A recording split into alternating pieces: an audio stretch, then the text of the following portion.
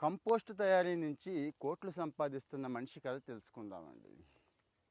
స్టోరీయే సక్సెస్సే. Compost అంటే చాలామందికి అర్థం కాదు కానీ పేడండి.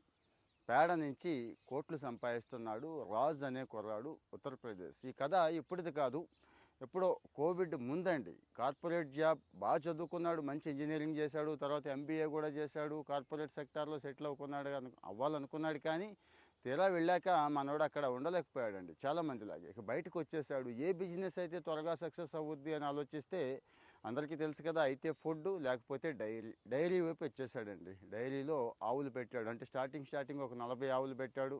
ఆ 40 ఆవుల్ని 200-300 ఆవులు చేశాడు. అద్భుతంగా జరుగుతోంది వ్యాపారం. మధ్యలో పులి మీద పుట్టరొచ్చి పడినట్టుగా కోవిడ్ వచ్చి పడింది. ఇంకా మొత్తం సప్లై చైన్ అంతా మటాష్ అయిపోతుంది కదండి. ఎవడు కొనేవాళ్ళు లేడు. నష్టాలు. ఆల్మోస్ట్ 60-70 లక్షల నష్టం వచ్చేసిందండి. ఆవులు చాలా వరకు తీసేశాడు, ఇంకా ఏం చేయలేని పరిస్థితి. కానీ ఆ టైంలో అతనికి అనిపించిందండి, ఆవు పేడకి ఎంత డిమాండ్ ఉంది కదా, దీన్ని ప్రోడక్ట్ కింద తయారు చేస్తే అందరూ సేంద్రీయ వ్యవసాయమే పెడుతున్నారు కదా, చవకలో మంచి ఎరువు ఇవ్వగలనా అని ఆలోచించాడండి. అప్పుడే వర్మీ కంపోస్ట్ అందరికీ తెలుసండి, మనందరికీ తెలుసు. ఒక్కసారి అమెజాన్లోనో ఇంకో చోట కొట్టి చూడండి ఎంత ఉందో. కిలో 30-50కి అమ్ముతున్నారు కదా. అతను పేద రైతులకైతే 3 రూపాయలకి 4 రూపాయలకి కూడా ఇచ్చేసాడండి. ఈరోజు కూడా 5 రూపాయలకే ఇస్తున్నాడు. అది అతని సక్సెస్ స్టోరీ.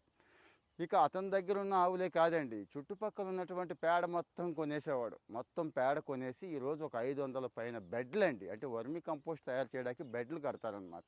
ఆ బెడ్లు ఒక్కొక్కటి 2.5 టన్నులు వర్మి కంపోస్ట్ వస్తుందండి ఒక్కొక్కటి. ఈరోజు అసలు 500 టన్నులు తీస్తున్నాడండి సంవత్సరానికి.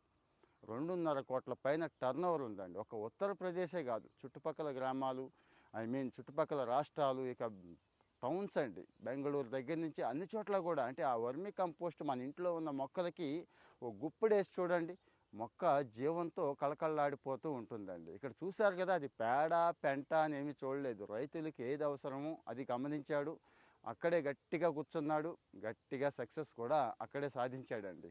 ఈరోజు బోల్డ్ మందికి చక్కగా ట్రైనింగ్స్ వగేరా ఇస్తున్నాడు. సేంద్రీయ వ్యవసాయం చేయండి అయ్యా బాబు, ఇది మంచిదని చెప్తున్నాడు. ఆ వర్మీ కంపోస్ట్లో కూడా చాలా టెక్నిక్స్ ఉన్నాయండి. ఇతను అరిటాకులు ఇలాంటివి వాడి ఉష్ణోగ్రత బాగా తగ్గించి వానపాములు ఇంకా యాక్టివ్గా ఉండటానికి, వానపాములు ఇంకాస్త కంపోస్ట్ని తయారు చేసేలాగా కొత్త టెక్నిక్స్ అన్నీ కనిపెట్టాడు. మరి ఇలాంటి స్టోరీస్ మంచి ఇన్స్పిరేషన్ ఉంటాయండి.